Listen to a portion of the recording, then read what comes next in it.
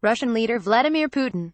Photo, AP. UK Prime Minister Theresa May thought she was the first world leader to congratulate Donald Trump after his inauguration, only to find that she had been beaten by Vladimir Putin.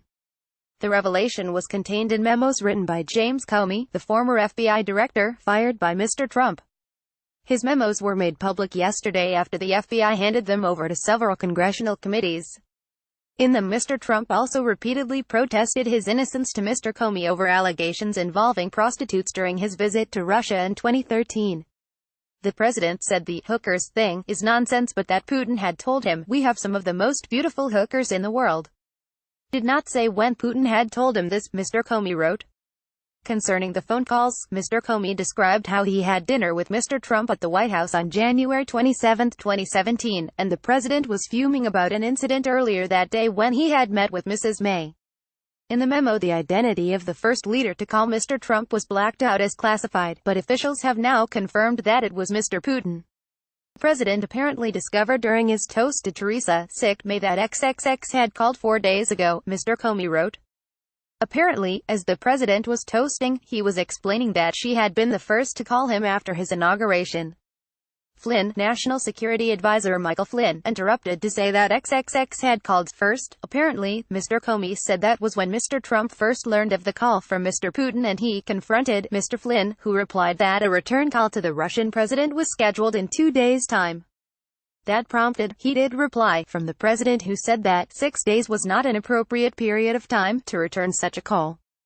In telling the story, the president pointed his fingers at his head and said, "The guy, Mr. Flynn, has serious judgment issues," Mr. Comey wrote. Mr. Flynn was fired a few weeks later after misleading Mike Pence, the vice president, about his own contacts with Russia. In a separate memo, Mr. Comey said that Mr. Trump cleared the Oval Office of other officials, encouraged him to let go of the investigation into Mr. Flynn and called him a good guy. Mr. Flynn pleaded guilty to lying to the FBI and is now cooperating with Mr. Mueller's investigation. The memos reveal that days before Mr. Flynn's firing, the then White House Chief of Staff Reince Priebus asked Mr. Comey if Mr. Flynn's communications were being monitored under a secret surveillance warrant. "Do you have a FISA order on Mike Flynn?" Mr. Priebus asked Mr. Comey, according to the memos, referring to an order under the Foreign Intelligence Surveillance Act. Mr. Comey said that he paused for a few seconds and then said that I would answer here, but that this illustrated the kind of question that had been asked and answered through established channels. His response is redacted on the unclassified memos.